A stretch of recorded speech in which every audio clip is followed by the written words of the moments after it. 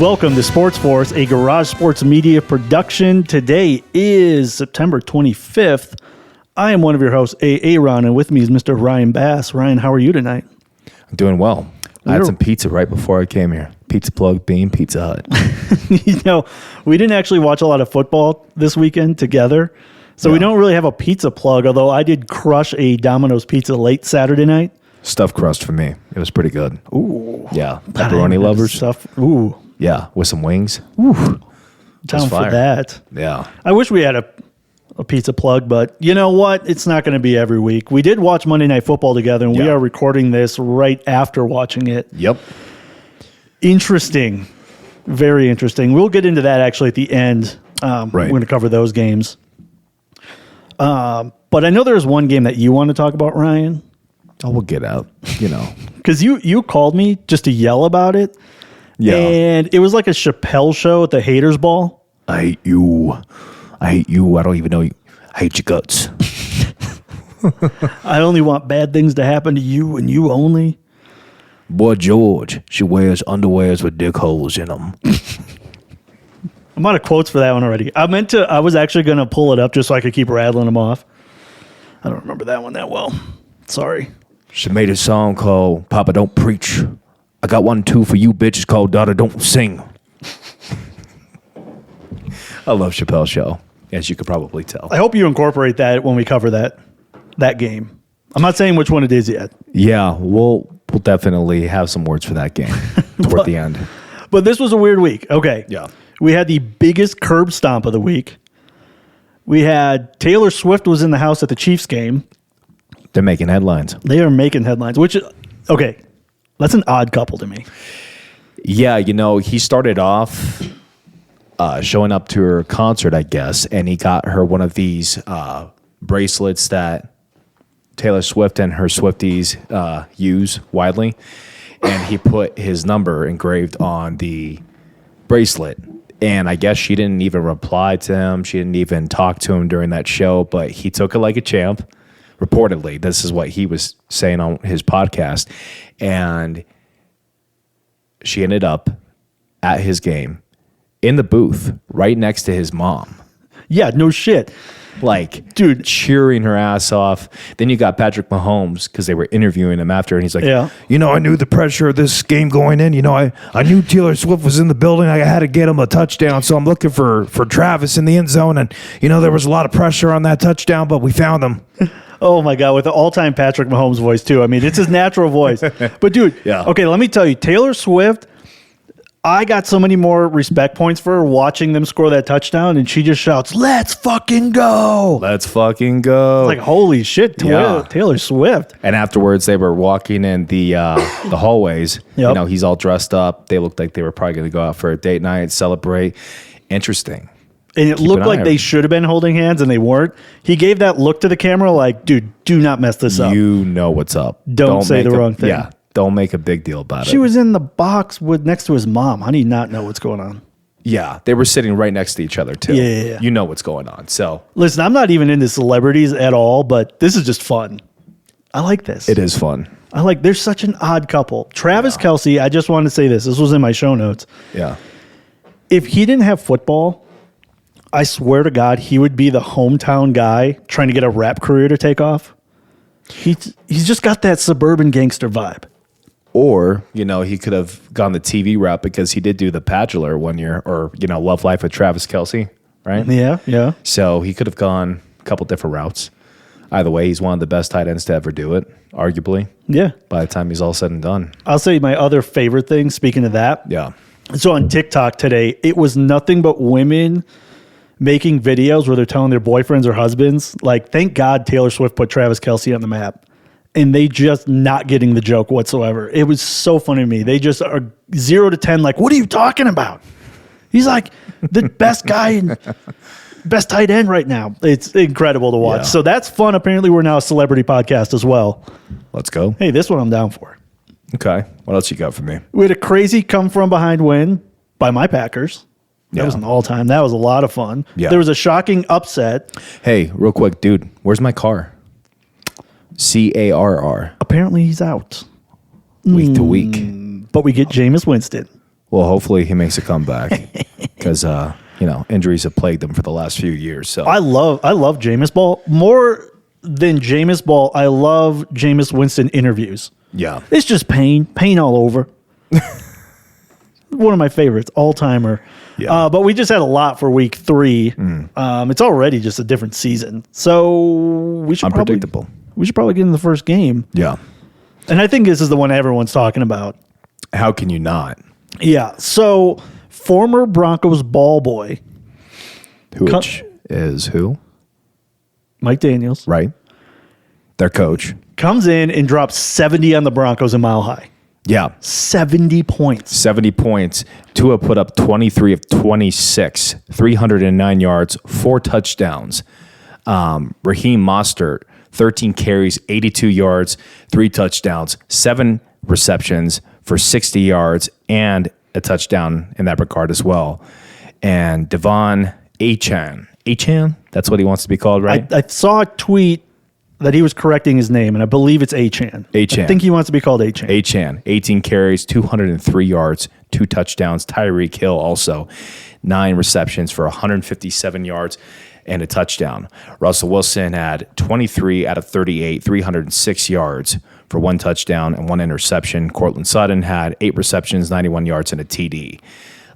My side notes on this is the Dolphins are the number 1 team in the NFL right now. Tua is making an early case for the MVP, and he continues to have monster games with his supporting cast. By the way, they did this without Jalen Waddle. Which is even more impressive. Right. And on the flip Incredible. side, you got Sean Payton. He said the coaching staff before he arrived was some of the worst coaching that he's ever seen. So what's his excuse for this 0-3 start? Wilson's playing better, but their defense flopped from a top 5 to the 32nd overall. You know what? I see this team doing a full-blown fire sale by the trade deadline. Do they have to? Yeah. Yeah, you're absolutely, dude. The Dolphins are now the top dog in the NFL. Yeah. Like after that performance, I don't know how you don't put them up. It's incredible to see. Without a doubt. That was a game that I just switched to because every time I looked down, the score just was on fire. It just grew and it grew and it grew some more. And I was actually watching the Vikings-Chargers game while this game was taking place, and I was at a barbecue, and I was surrounded by Broncos fans whose faces all looked like they had just seen a ghost. And I heard the chatter going around, and I'm just enjoying the food. Yep. I can't say the mood was equally matched because everyone was like looking like they had their Wheaties were pissed in or something. I don't know. Oh, it was man. a beat down. It was a beat down. I can't imagine being a Broncos fan. Yeah, that was a rough time. But Tua looks incredible. He's doing no-look phenomenal. shovel passes, which apparently they were just messing around with in practice. Lil Mahomes-esque. But I do have an important question on this game. Shoot. Would you kick that field goal for 73? So I watched Shannon Sharp do a interview earlier, former tight end, Hall of Famer, 2-time Super Bowl champ of the Denver Broncos. I'm going to echo the same energy because do the team a favor. When you're going to beat them the fuck down. Put the extra 3 points on, tie the all-time scoring in one game, and just let them know that they are nowhere remotely close to you. And I would do that just because of Sean Payton's cocky attitude coming into this season. True. He's larger than life. The people before him, it's all their fault. He's going to evaluate all the talent in the building. What have you evaluated thus far? What is your talent?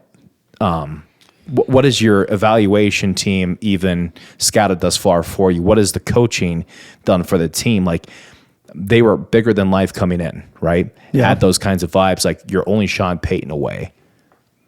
And so far, everything's just kind of been the opposite. So for me, I would have kicked those extra points in for 73 to 20 at that point, right? So I'm mixed on it. My whole philosophy on football has been it shouldn't matter if you're that much better than the other team. You're both playing the same game. Yeah. So if one team came to play and one didn't, I hate that they don't run up the score. Yeah. Now, Well, especially because a lot of those guys at the end were third and fourth stringers that don't get a lot of time to play. Sure. So they're excited. You know, they want to get a couple of points in, you know, get some TV time. You're not telling those guys to come in and not play. Yeah. You know, in terms of the Dolphins side of things. So I would have continued to rack up the score. Shoot, put on 80 if you can. Well, Robbie Anderson, or whatever his name is now, he wanted to go for 100 apparently. He's like, we got 70, might as well go for 100. He will. Yeah, he could have for sure. So I'm mixed on it because the other part of me that seems like the extra insult, if you're Mike Daniels, is to not kick that field goal. And be like, we could have done it. Yeah. And we didn't. So I'm mixed. You see, too, is like we didn't try to embarrass them and insult them. It just the score, the turnout kind of happened to be that way. And I just, I laughed. I was like, we're not trying to embarrass them. We just dropped 70 on them. It just happened to be that way. They couldn't be stopped. Yeah. So on the Broncos side, they're trash. They're straight ass. Yeah. And they're a dumpster fire. The positive thing that I will say is looking at my social media feeds, at least the Bronco fans and the fan base finally sees it. Yeah. Even the Homer accounts. So listen, we're based out in Denver, so I'm surrounded by homers. Right. But the delusion land that they've been living in has been going on for way too long. That Super Bowl victory has hung around far too long. Yeah, 6 years ago. This has to be rock bottom. So, I mean, they have good players. They have great players. But as assembled, this is a bad team. It doesn't work. You know, it was always the idea that you were a quarterback away, right? We're just one quarterback away. We've got all the pieces. And then after that, you know, you got a coach that wanted Aaron Rodgers. You guys didn't get Aaron Rodgers. Instead, you got Russell Wilson. Everyone was excited for Russell Wilson. All he needs is a change of scenery. You know, perhaps he's got, you know, a lot of talent around him. Let's see how he does. Well, last year, I think he barely threw more interceptions than bathrooms were in his house. Oh, yeah, I remember that. Yeah. So it was a bad year. It was a bad year. Listen, this year he looks a lot better. I'll give him that. You know, he's definitely looking better. He's moving the ball down the field. For sure. You know, he's throwing, you know, touchdowns. But this defense with Vance Joseph, who's somehow still on they still didn't get rid of him. How does he have a job? I mean, I'm asking you, Broncos country, how does Vance Joseph have a job right now after letting a team put 70 on you? And also, how are you not scoring more than 20 points? Yeah. Like, you know, I don't get it. I don't understand it. I think they are more than a coach away, more than a player away. You know, luckily they have a great ownership with the Walmart family, and I would scrap this thing down to the ground, rebuild, get better talent evaluators, get better coaching, get better management, get better players, get a cheap quarterback that comes in, you know. Great quarterbacks coming out of college this year. How are you going to get rid of Russell Wilson? Oh, they'll move off of him. I know contracts in the NFL, like they'll move off of him. They'll eat the $32 million. And they're going to get a top, at this rate, they're going to get a top 3 quarterback the way they're playing, which is either Caleb Williams, Drake May. You know, they could get one of those guys, pay cheap dollar for him, you know, $10 million for what, 5 years for initial rookie quarterback contract? Yeah. Yeah, so, I mean, yeah, you're still paying Russell Wilson for a year or two because no one's going to buy that contract. On the flip side, you're moving all that money off because people are going to want Cortland Sutton. People are going to want Tim Patricks. People are going to want all those other pieces that you have. You know, Bulls, they're going to move off of those pieces so they can move some money around to where they can eat. And you're talking the Walmart family, the richest family in the NFL. Of course they can eat. The Great Value Broncos. Yeah, of course. The Great Value Broncos. Dude, their tomahawk steaks at Walmart, low-key, are fucking fire. Is that a hot take? It might be. Check it out. They're thick. They're like full-size tomahawks, but they're pre-wrapped. And I thought the same thing. I was like, no way. Dude, it was one of the best tomahawks, of course, but I grilled it. So let's be honest. I mean, any steak I make. Well, I mean, you grill a great steak. You brought some over last week? Yeah, that was incredible. Yeah, no, that was a New York strip, my bad. Either way, it was really good. Thank you, sir. But yeah, I mean, we're spending a lot of time talking about the Broncos for being a trash team, maybe the second worst. Somehow they're not even the worst team after getting 70 dropped on them. But they do need to rebuild. They need to stop piecing it together with a yearly savior Yeah. and just gut it and start over. Agreed. And a lot of fans agree. And, we're all on the same page here. But moving on, we've got Arizona Cardinals versus the Dallas Cowboys. Now, this game shocked a lot of people. Yeah. Arizona would come out on top 28-16. Wow. Joshua Dobbs, 17-21, 1 touchdown. James Conner had 14 carries, 98 yards, and a touchdown. Marquise Brown had 5 receptions, 61 yards, and a touchdown. On the defensive side, Kaiser White had an interception. Cowboy side of things, Dak Prescott started to show some of his old tendencies, right? He had 25 out of 40, 1 touchdown, and 1 interception. Dak pick, yeah. Tony Pollard, 23 carries, 122 yards. Michael Gallup had 6 receptions for 92 yards. Micah Parsons, still racking up the sacks. On a side note here, Dak throwing interceptions again. The defense clearly misses Trevon Diggs because other than Parsons, the defense didn't show up. Cardinals continue to be a scrappy team. Sure are. But I think they could be a sneaky wild card team once Kyler Murray comes back. Because remember, they're doing this with a backup QB. I mean, the team might be tanking, or I'm sorry, the management might be tanking, but the team isn't. You get Kyler Murray back, he's better than Joshua Dobbs. I think we can all agree on that. Yeah, even though he looks like a toddler running out there. He's got a little diaper butt. That's bad. It is. But yeah, this was the shocker of the week. I mean, the Cowboys have been rolling. Yeah. They were favored to be, a Super Bowl team representing the NFC. Yeah. And then they come out this week and just lay a stinker. I mean, they were not in this game at all. No. I was shocked. But the Cardinals are playing impressive for a tanking team. I mean, people were calling for the league to investigate this team for tanking. I was one of them. You were one of them. I was one of them. It was one of the first conversations I think we started having. Yeah. Was about before that. This podcast. Yeah, before the podcast even took shape, we were talking about the Cardinals and, how much more obvious could it be? But hey, that pep talk, the TED talk that he gave him before the season. Did anyone take a bus here? You got that fire in your gut? If not, you should probably light it. Probably light it. Maybe I was wrong about Jonathan Gannon. Yeah. I don't know. I still think that was a very cringy pep talk. It was weird as shit. But the team is playing, and they're playing good football, okay football. Right. The defense is incredible. The offense is able to move the ball enough to be competitive within a game. Right. I mean, the most surprising tanking team, and then obviously the most surprising upset of the week for the Cowboys. But when it comes to the Cowboys, I mean, where did they go? They lost Trevon Diggs, but the entire team crumbled this week. Listen, everyone thought that they were going to be the team to stand in the 49ers way, right? Like, you've got your 49ers at the NFC and you've got the Cowboys, and they by far have the best defense. They're going to put up points. I mean, before this, we saw the Cowboys put up massive points defensively every game, right? Dak was playing perfect games for the most part, not throwing interceptions, but all it takes is one. We see Dak. One Dak pick? Yeah, one Dak pick. Unsolicited Dak picks? You lose. You lose against a team that you would have marked up as a win. I know most Cowboys fans thought they were coming in 3-0 this week. Yeah. I thought they were. Sure. I thought that they were going to go up 3-0. There's no reason that you wouldn't have picked the Cowboys going in. I know we both picked the Cowboys. Without a second thought. Yeah, what you were seeing was really good football. Right.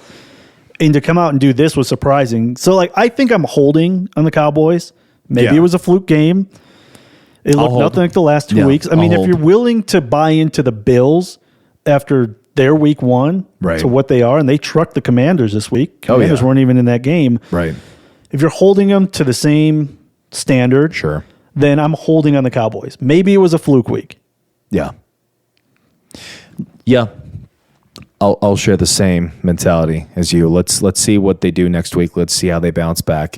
Every team has a bad game. They do, and every team has a dumb loss at some point. Yeah. Maybe this was the dumb loss. It's not even that dumb because the Cardinals are actually competitive. But They're pretty scrappy, yeah. I'm going to wait and see. Okay. So next up, 49ers versus Giants, 30-12, 49ers out on top. We all expected this. Look, Brock Purdy, 25-37, 310 yards, 2 touchdowns, no interceptions. Christian McCaffrey continues his rampage, 18 carries, 85 yards, and a TD. Deebo Samuels looked like he couldn't be stopped. 6 receptions, 129 yards, and a touchdown. Nick Bosa continues punishing QBs. On the other side, you got Daniel Jones. And there's not much to be said about this offense that can't get the ball moving. 22 out of 32, 137 yards with an interception. They clearly miss Saquon Barkley. Yeah. And even with, even with the additions of Darren Waller, this offense just can't get it moving. The 49ers, in my opinion, are the best team in the NFC right now, especially after seeing the Cowboys lose to the Cardinals. Brock Purdy is throwing more accurately. And, from the offense to the defense, I like the consistency that continues to develop each week. Giants are a dumpster fire. So, yeah. Okay, so Niners side of the ball. Yeah. I agree. They are the best team in the NFC. Yeah. By far. Yeah. And I would say that especially if the Cowboys stunk it up. Right. Because you don't have a dumb game from the Niners yet. I know it's 3 weeks in, but the Cowboys already put one up. We just talked about that. Real quick. Week 5 now, are you picking Niners over Cowboys? Yes. Same. Yeah, absolutely. Yeah. I've been saying this the last couple of weeks. Until the Niners show me something different, it's just always Niners. Sure. Was a no-brainer pick. I thought the Cowboys were going to be that, but right. Nope. I will say this. Brock Purdy has some accuracy issues early on, and you saw him in this game, but they still managed to get third downs. Right. Even when their back was against the wall, if you will, like third and long, they were still pulling them out. So I joke calling Brock Purdy future Hall of Famer Brock Purdy because that's how future people talk Hall of about him. Famer, yeah. If you listen to any sports radio, Brock Purdy's a future Hall of Famer. He might just be. The reality is the Niners are rolling. Right. They are coming in and having convincing wins, not close wins or anything. They are controlling all sides of the ball. They're beating the teams that they should beat and blowing them out just as anticipated. Yeah. They're showing that they are the dominant team, and I don't see that changing in the near future. I just don't. With the way this season's shaking out, that there's only like a handful of actually good teams. Yeah. This could be a Dolphins-Niners Super Bowl. Dolphins-Niners. I'm just having a nostalgia bomb thinking about it. Like, yeah. You remember getting those helmets from the quarter machines back in the day? Oh, yeah. That's what I picture. Oh, yeah. It's like that era. Dude, there's still some of those. Ago. Yeah, if you go to some of the King Supers around here, that I've still seen, and even out in California as well, at some of the Ralphs, I've seen those machines that have the helmets. Oh, man, we should get some for the studio. Yeah, if we come across it, I'm definitely going to start. I'm going to bring like a roll of fucking quarters. We have our slightly decorated studio, which nothing is in frame since we're using a green screen, which right. I had a sad realization over the weekend. Yeah. Now that we're doing video, I can't wear Packers stuff. Because it's all green. So I got to find like black on black or something. I'm going to look They have for different it. colored jerseys. Yeah. Well, I suppose I could wear the Acme Packers one, the blue and yellow. Yeah. I could wear those. Right. I'll have to invest in some of that stuff. But yeah, it kind of just was like, I was ready to wear like Packer stuff. Like, fuck yeah. Nope. I need to get a new jersey because I have some old jerseys. I have Khalil Mack. I have Derek Carr. I have Marshawn Lynch. I don't have anybody that's current. So I think I need to get myself a Max Crosby jersey because that'd be a good one. Because even if this team sells or blows up the entire operation, which I could see happening, I love me some Max Crosby. That dude is fun to watch. Oh, he's fun. He's just a fun guy, phenomenal player, future Hall of Famer. I could say that confidently. Like, dude's just a beast. Yeah. So. Yeah. It's a fun studio. It's my dining room, if I haven't told you. Yeah. On the Giants side of the ball, there really isn't much to say. This is a bad team. Yeah. They're not good. I mean, this game wasn't that interesting. We both talked about this. The reason that we wanted to bring it up is that the Niners are the best team in the NFC. I would say they were the best team up until week 3 when the Dolphins take that over. Right. So, and there was expectations for the Giants coming into this year, especially after last year. They had some momentum. They had that win streak. it made you think, like a couple of additional pieces on the offense. They're playing hard defense, at least last year. This year, no signs of last year whatsoever. None, and they have no offensive line. Right. I mean at all. I will say this, though. I did the math. Okay. Put it together, put in my formula. All right. Technically, the Giants are better than the Cowboys because the Giants beat the Cardinals. Really? Oh, I saw what you did there. Okay. Moving forward to tonight's game. So let's go over the Eagles versus the Buccaneers. Eagles will come out on top 25-11.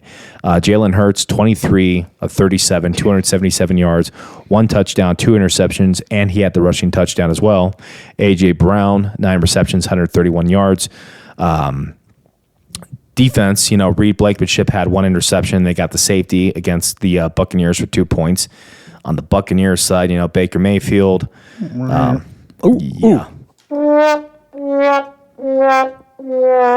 there it is. He had 15 out of 25, 146, 1 touchdown, 1 interception. Mike Evans, 5 receptions, 60 yards, and a TD. My side notes here is the Eagles are 3-0, but why am I not convinced?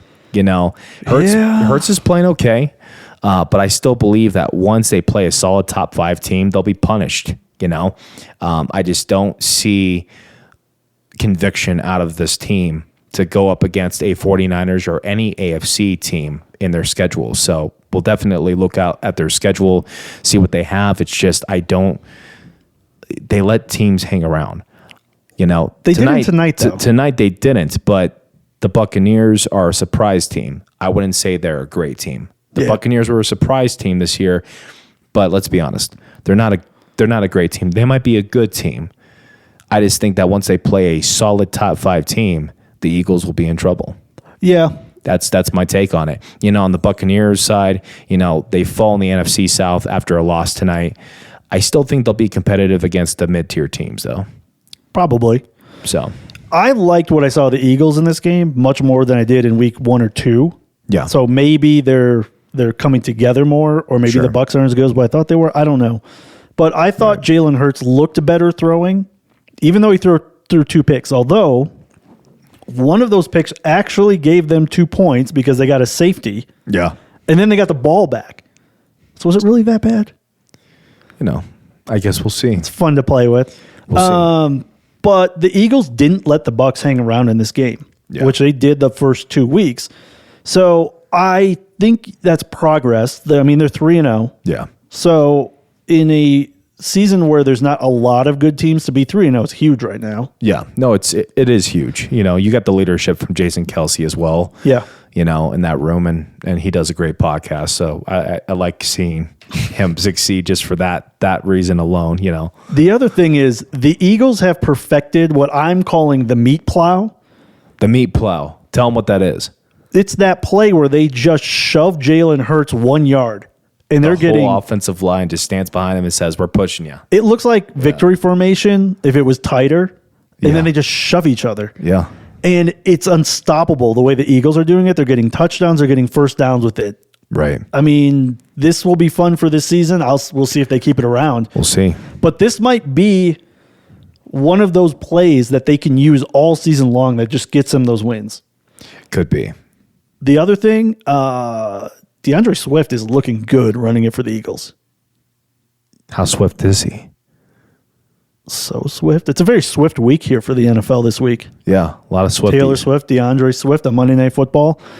Yeah. So I like what I see out of the Eagles out of this game. I would like to see that going forward. Right. What I really want to see is Eagles-Cowboys. Yeah, my stock is going to hold in terms of the Eagles right now. It's not up, it's not down. I'm not convinced until I see him do it against a good team. Yeah, I agree. So if we're going to hold the Cowboys to that same standard, which we do, once you see them, lay a dud, you're kind of like, and Cowboys fans, I know, they're like, oh, same old Cowboys. It's kind of, okay, the Eagles are 3-0. Yeah. Let's see them perform against a great team. I know they don't make the schedule, so that's not a fair take, perhaps, but I just want to see them compete against a very tough team. Yeah. On the Bucs side of the ball, I'm sad for Baker. I really want him to do well. This was not a good game by the Bucs whatsoever. They weren't in it at all. Yeah.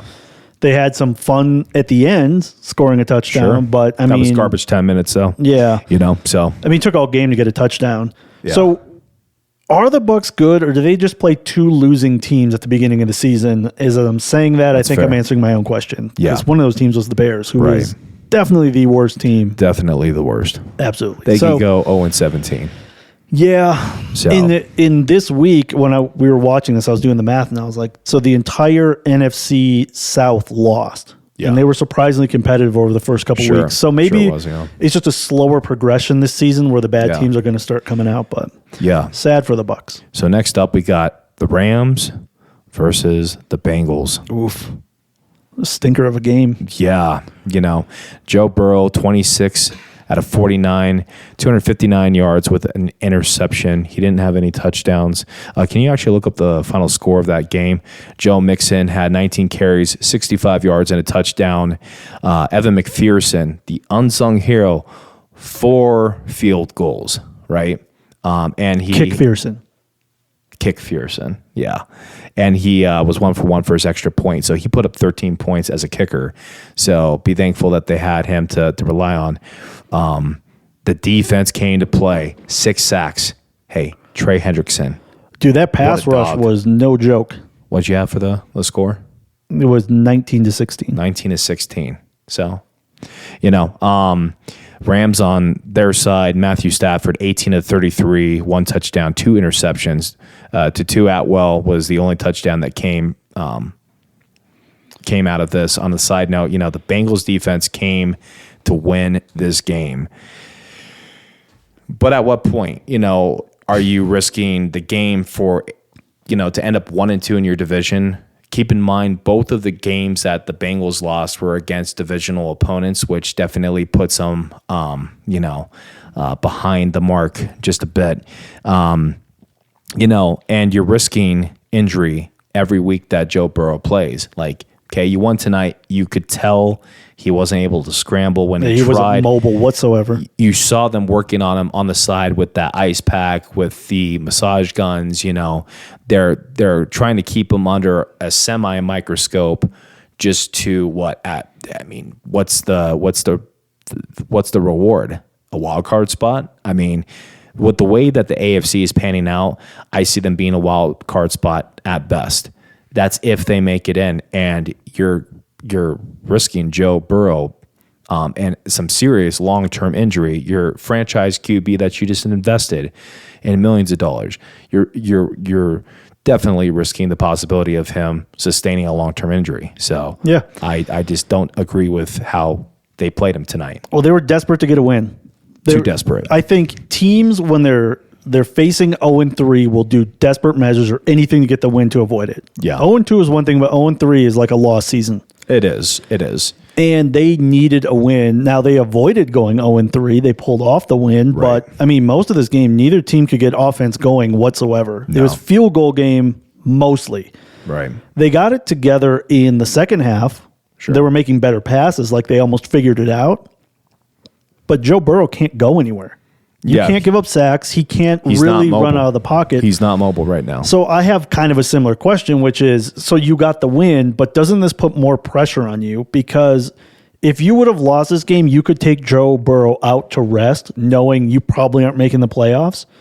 So is that what the owner did when he drove him around in the in the golf cart? Whoa. Like, hey, if we lose this game, let's risk you one more week, Yeah. But hey, if we win, if we lose this game, I've got to sit you. I hope you understand. That was an interesting video, Right. and if you didn't see it, they're stretching during practice. Yeah. The owner comes by in a golf cart, picks up Joe Burrow. They go in this little tiny circle, talk. Then Joe jumps off and stretches. Now, Yeah. who knows what that conversation was?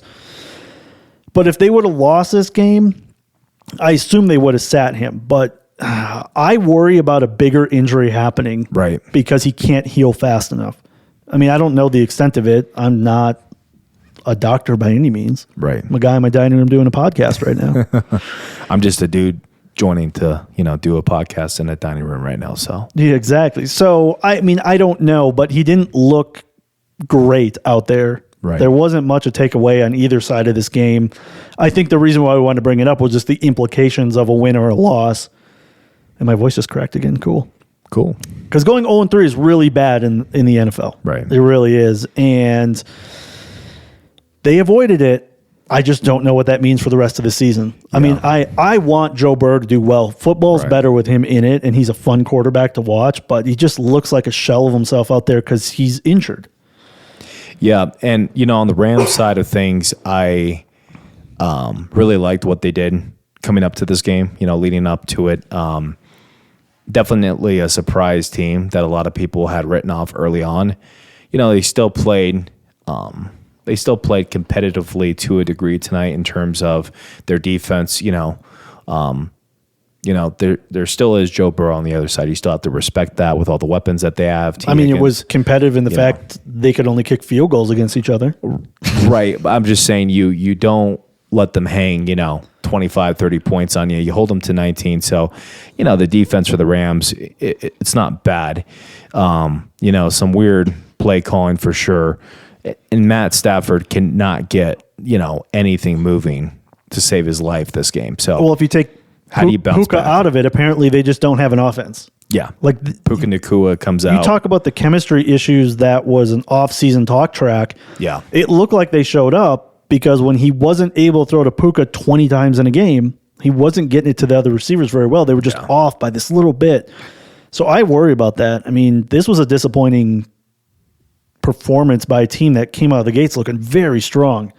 This was one of my favorite stories because everybody had written off the Rams, and here they are winning games and looking good doing it. They have red zone issues, but Matt Stafford slinging the ball around looked great in the first 2 weeks. So this was bad, and not just like a little bad, it was a lot bad. Yeah. And they didn't get their first touchdown till the end of the game, which was a Puka bomb.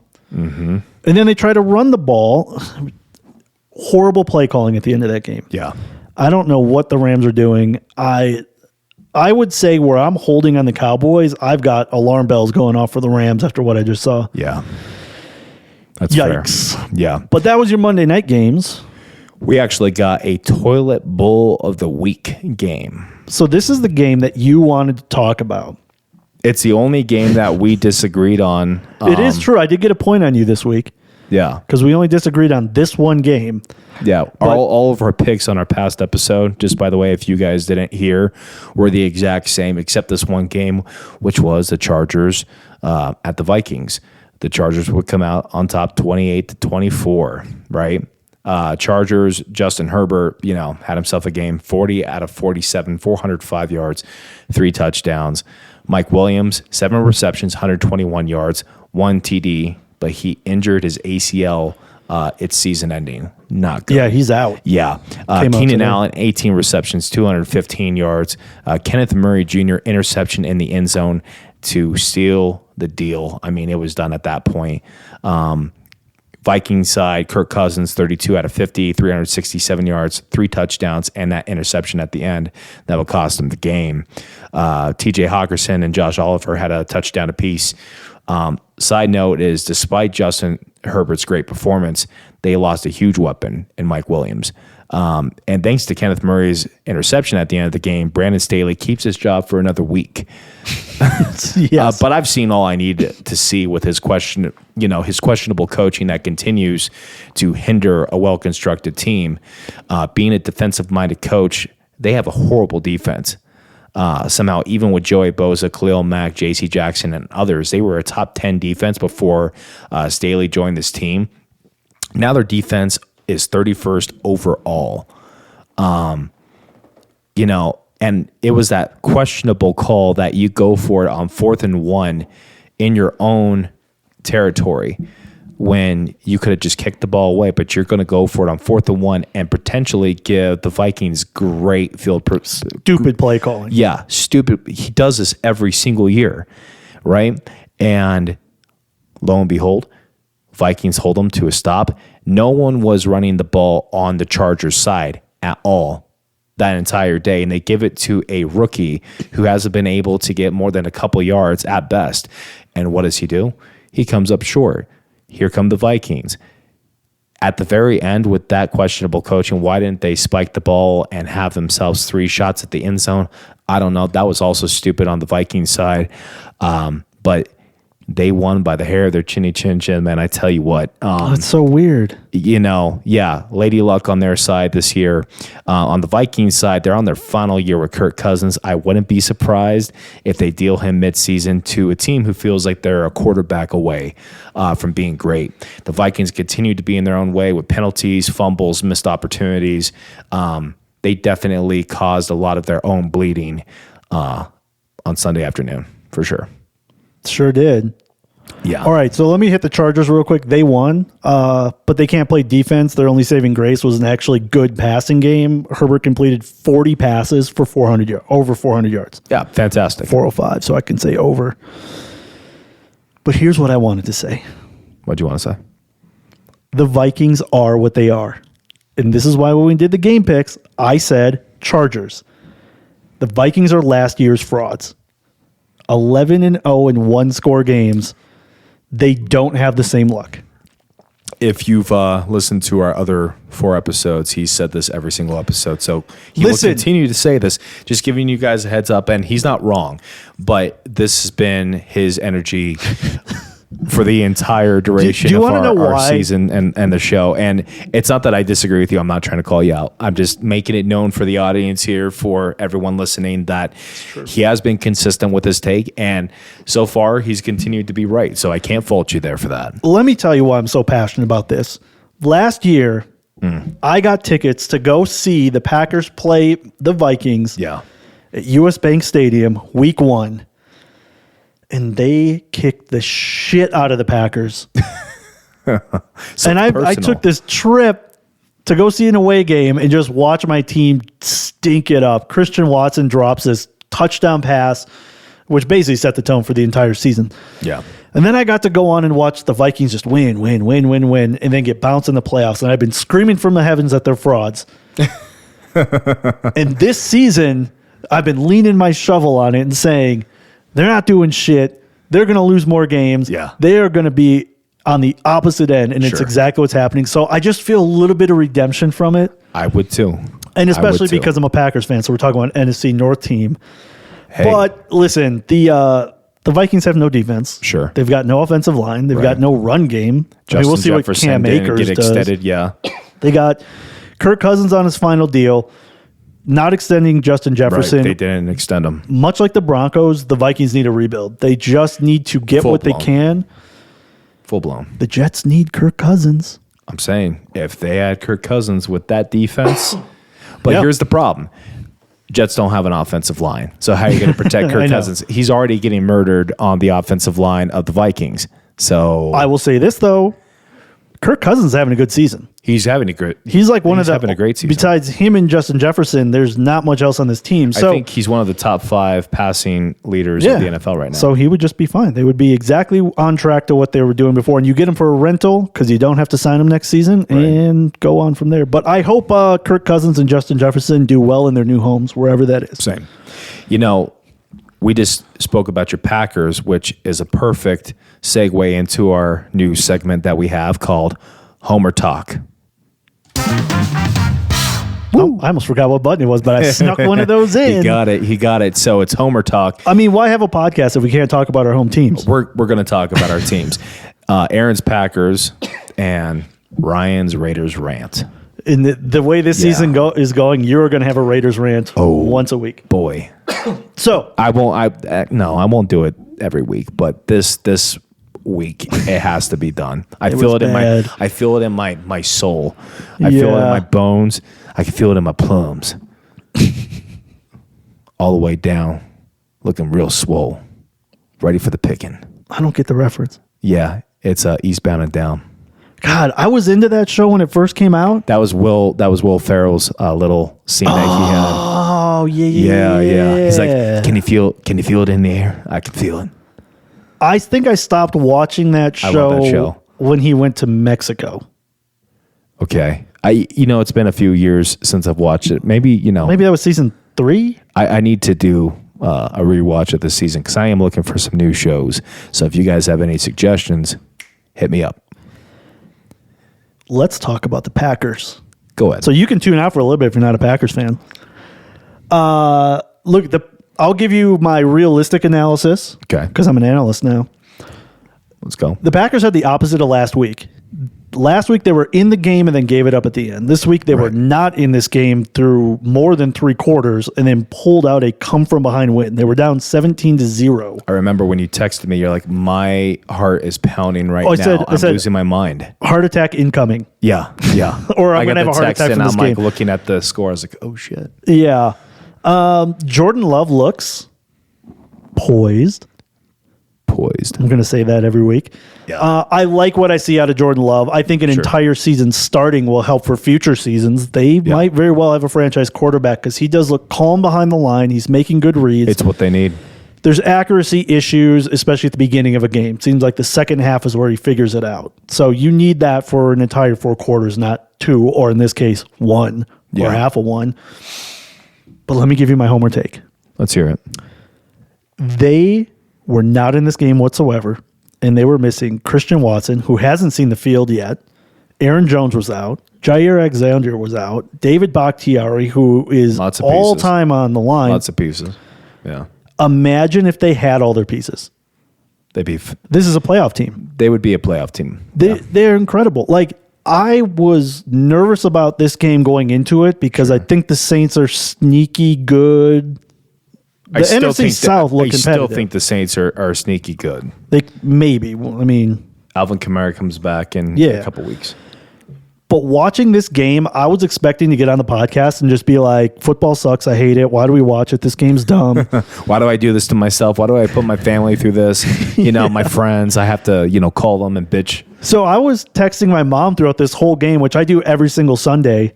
We will just go back and forth all day long. And it was just, what the fuck? This sucks. And then all of a sudden a switch flipped and they figured it out. So I will say this. The Packers have fight. They did not give up this entire game.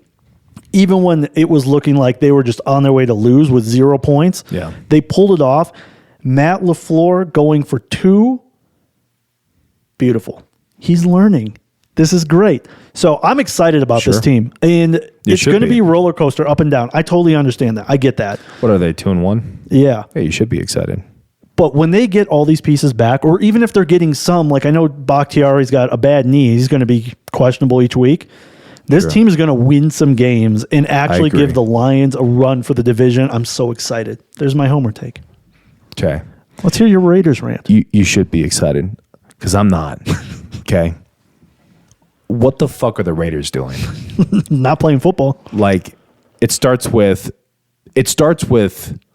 Mark Davis being obsessed with a shiny fucking toy every time he sees one, whether it's Gruden, whether it's Josh McDummyhead. He sees someone and he's like, oh, you know what? This seems like the perfect opportunity. This seems like something that I can work with. And our, talent evaluators, they're going to, merge this perfect team together and we're going to have a high-flying offense. Don't worry about the defense, right? Don't worry about the defense. It doesn't matter that our defensive tackle, out of 140 eligible players, there's not a single defensive tackle in that room that ranks 120th-ish. And they continue to neglect that, and it shows defensively. And their defense, to be fair, was out on the field for the entire time, and it's not like they got smoked, but you're against a bad Steelers offense. Bad. That's why everyone chose the Raiders mostly this week over sports media, because they're like, they're not a good team, but at least they can probably put up more points than the Steelers. Here's the thing. Jimmy G, 28 out of 44, 324 yards, 2 touchdowns, 3 interceptions. I believe that makes either 5 or 6 for the season. Here's the thing. I personally agreed with moving on from Carr. We tried him out long enough. It just doesn't work. There's something missing there. Getting over the hump, injuries, whatever have you. The personnel didn't match with Carr. It didn't work. Where I don't agree is that the worst fucking thing you could have done is move on from Carr and get Jimmy Garoppolo. I wasn't a fan of it.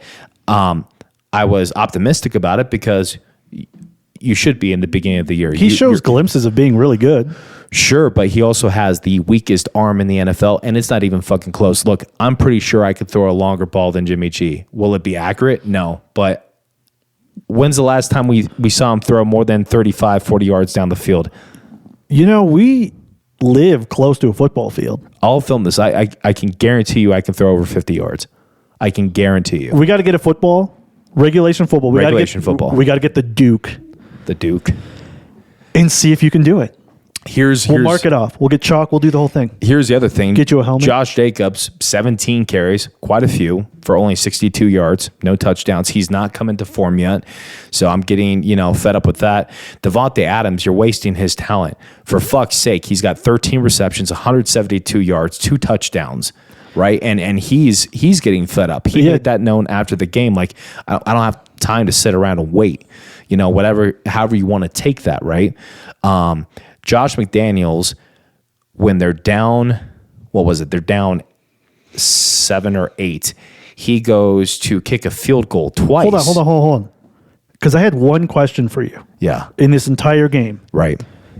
From a Packers fan. Go for it. I know what it's like to kick a field goal when you should be going for a touchdown. Yeah. It's a famous Matt LaFleur play, and that's why I brought up him going for 2, where I'm like, holy shit, he's learning. Yeah. But here are your Raiders going for a field goal, not once, but twice. They get the penalty. They got a penalty, right? Yeah. Get the penalty. Then they start going for trying to punch it in again. Yeah. But they get down to 4th, and they go for it again when they still should be going for a touchdown. Mm-hmm. What are you thinking as you're watching them go for these field goals? Josh McDaniels doesn't know what the fuck he's doing. They called him Tornado McDaniels back in Denver because he rips a team out, he brings his guy in, and now he's got his guy. So Josh McDaniels has his guy, Jimmy Garoppolo, and he still has proven that he is not a leader amongst men. He doesn't know how to coach in terms of being a head coach. He might be a great offensive mind as a coach, offensive coach, but that was also with Brady. So, like, how much merit does it actually carry? And that's also when he had Bill Belichick to say, hey, shut the fuck up. Sit down. We're not doing that. Yeah. No. Or Brady would tell him the same thing, because we have plenty of video footage from the past of Brady pulling him aside and just bitching him out. It was great. We all laughed at it. But all it shows me is that this team is probably marching toward a top 5 pick at this point, because they're playing like complete ass. Here's my final take is fire Josh McDaniels, sell the fucking team. It's worth like $5 billion at this point. Clearly, Mark Davis doesn't know how to fulfill his father's legacy or even come fucking close to it. He doesn't care about the same way. He doesn't have the same passion. It's not just win, baby. For him, it's just make dollar signs. And as you continue to have the most expensive ticket in the NFL for a product that looks like fucking dog shit, you're going to get the other team to have the majority of their fan base flying in and take over your stadium every week. So like they did last night. So is it even really a Raiders home game? Like, it was loud. Didn't feel like it was loud. So, they need to blow up the entire thing minus Max Crosby and maybe Devontae Adams. But at this point, I'm not impressed. Stock is all the way down. Sell it. Get rid of it.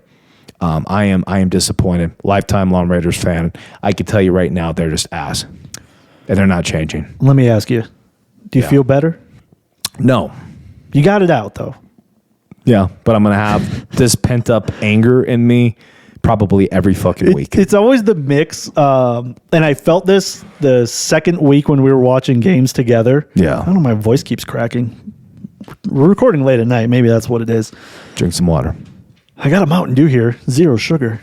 Can we get a Mountain Dew sponsor? That'd be great. Aspartame. It's even worse than sugar, bro. I don't care. I'll drink it. Get that real sugar shit. What I really want that I can't get out here is sugar. Mountain Dew Code Red 0. Dude, you can't? Oh, I've never seen it out here. I look every time. It's at fucking King Supers right down the street. I swear I've looked there and haven't seen it. Oh, dude. I'll bring it in. I'll bring it in because I do love some Code Zero. Or, sorry, Code Red. Code Red. Did I say Code Zero? Code Red, Mountain Dew. Yeah, I'm a big fan. Yeah. That's some great shit. That concludes, though. Well, that was the games. We had some leftovers. Yeah. So a couple underlying storylines that I thought were interesting anyways. Sure. With one question for you. Who wins the next toilet bowl, the Broncos or the Bears? Shit, dude. That's a shit bowl. That's a toilet bowl. That's a toilet bowl with shit stains smeared all around and some piss stains for you. That's my how God. bad that's gonna stink. And I'm going to say that the Broncos have to win this for many reasons, but I would not be surprised if they find a way to give the Bears their first win either. So I wouldn't be either. I can't give you an answer right now because I really think either team could blow it up. My initial gut wants to pick the Broncos, but I could be wrong. I don't know either. I'm interested in this game just because I want to see how two terrible teams play against each other. Who's more desperate for that win is what it's going to come down to. Is it at home or is it I actually don't away? know. I don't know. I just know that they play each other. Okay. And it's going to be terrible. For sure. And I think that one's a primetime game, too, on top of it. Oh, my God. Figure it out. You know what's also funny about those two teams specifically, though? We're week 3. Oh, I just did this. Have you seen that on TikTok where they say if you ask a guy to show you 3, they never do this? They do this, or they do this. This feels weird. And I instinctively just did that, so there's my answer for that. Yeah. We're already at jersey burning season. My TikTok is just full of Broncos and Bears fans burning jerseys already. It's incredible. That's one of my favorite parts of football. Oh, yeah. Watching your fan base or watching other fan bases implode is one of my favorites. Yeah. I'll never burn a jersey. I never would either. Those things are expensive. Not only that, it shows how much of a fair weather fan you are because statistically, the Broncos have been good for a very long time. They are consistent. I mean, for the last 6 years, no. The last 6 years, they haven't figured it out. But over the duration of their existence, franchise history, they've been a pretty good team. So I feel like these fans are entitled. No offense, I know you guys might be listening, but some of you guys, I just feel like you're entitled that you're going to be this great every year. Like you deserve it. You should be this great every year. Well, newsflash, every team goes through it where you have, a decade of bad football or mediocre football at best. Suck it up. Coming from a Raiders fan who has decades of bad football, you're going to have to take the losses like a man. And when they're good, you ride the high. And when they're down, try to find a way to support them, meet amongst one another as, fellow Broncos or fellow Raiders fans and have a good time however you can. Other than that, your team sucks, they suck. What are you going to do about it? I still think it's funny. I love watching it. I would never do it.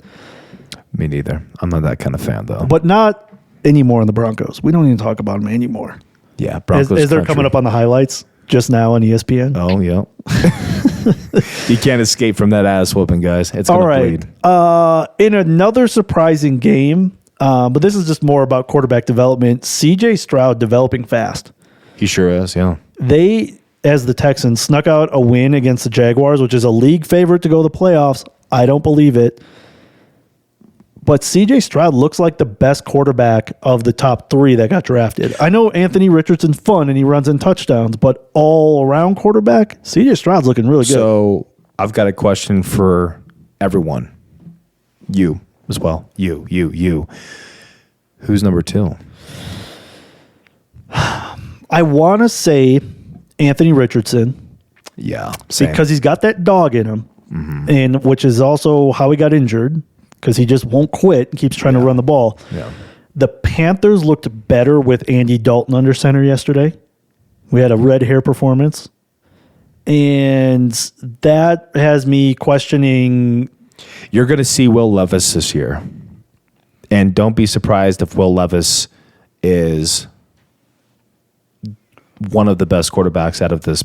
See, that'll be interesting because the Titans suck. Yeah, the Titans are like the reality is the Titans suck. Yeah. And they dropped another one looking terrible yesterday. Ryan Tannehill's garbage trash. I know I bought into it week 2 when he looked better, but you know what? I'm sticking to it. I'm saying the Titans stink. Ryan Tannehill stinks. Yeah, so Will Levis is coming in with his mayonnaise and his coffee. Yeah, but I think that dude is going to be. I mean, he's built like a beast. He's the biggest quarterback out of that group, so that goes to his advantage. But he's got the arm strength. He can throw the distance of a football field. We've seen him do it. He needs some maturity. and he needs some time. But I think he's learning all the mistakes on the sideline right now with a bad Ryan Tannehill. There's a lot to learn. Here's what you don't do, right? So I think he could come out starting in the near future, and I think he could surprise quite a few people. Yeah, if they keep playing like that. I was high on him coming out of the draft. I thought he would go in the first round. Yeah, just quarterback development has been one of my interesting storylines to go through because we have so many rookies that are starting that went so early. Right.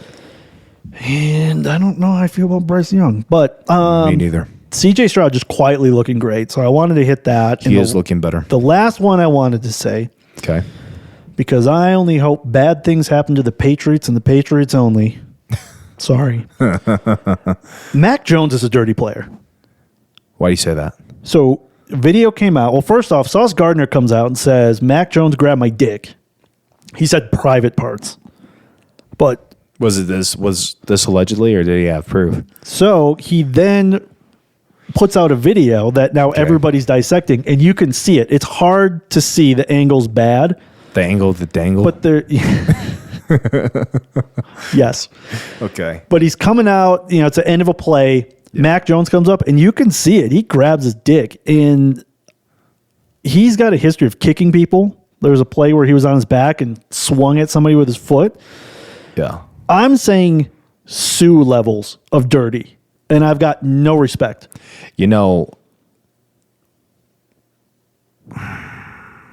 It pisses me off when I see shit like that. It really does. I've heard nothing of this so far. I'm gonna go home and read the articles and dig deep into it. But if this is true, dude, if a dude ever tried to grab my shit, I don't care if he was my quarterback, my boss. I don't care who the fuck you are. I'm gonna knock you the fuck out, and then I'm gonna make sure that it never happens again and take it above.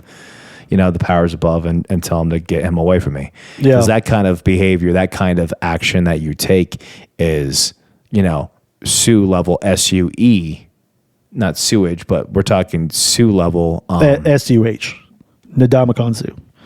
Yeah. Who, I know, more Packers homerness, but what he did against the Packers, stomping, I believe it was our tight end, and then stepping on Aaron Rodgers, that was all-time dirty. Yeah. And even to this day, when I see this guy, I just hate him so much. And to see Mac Jones doing this, look, I know like everybody else, we got tired of seeing the Patriots win and win and win, and the fan base just, talking about expecting wins, but they're not playing that well. They just avoided going 0-3 against a Jets team that is also imploding. But to see that, I'm like, there's just no place in this game for that kind of shit. Right. So anyways, I just wanted to throw that in there because that was making huge waves around Twitter today. Like every angle you could see. I'm interested to see if the league responds. They've got evidence now, so. What you going to do about it? I don't know. I don't know what they can do. But that was our recap of NFL Week 3. It's a wrap. We got the games in. And listen, we're going to be back later this week. We'll release a show on Thursday where we still do all of our game picks. So we still will be covering every single game, all the giving our picks, thoughts, things like that. Yeah. Be interesting to see how we pick games this next week. And we have our power rankings, the buy and selling segment. True. That's or hold, which is our top 15 teams, power rankings 1 through 15, that we are going to keep fluid through the weeks, of course. And I've got to say, after this week, there's going to be a lot of movement in my list, and I'm sure yours as well. So I'm going to be interested to see which of our teams compare or make the list or even are in similar positions, Yeah, I haven't started it yet, but I know there's some movement already. That's tomorrow. I was bookmarking things in my head. We'll see if I can remember them that way. I need to keep on my notes app. But we just recorded this on video. If you're watching us on YouTube, say hi. Thank you. We are like and subscribe. We are finally on video. So we're on YouTube at Sports Force Pod, Boom. Instagram and Twitter, all at Sports Force Pod, just to keep it consistent. Yep. And we will see you. Oh, wait, actually, don't forget to like, subscribe, leave a review. You can only leave a review if we put a 5-star rating. 5. I keep forgetting to mention that, but you got to do the 5-star. You can leave a comment after that, and you're good to go. That's right. Like, subscribe, follow. Make sure to watch us on YouTube, and we will see you on Thursday with our weekly picks and our buy and sell. Next episode. Yes. Until then, take care, guys. Appreciate it.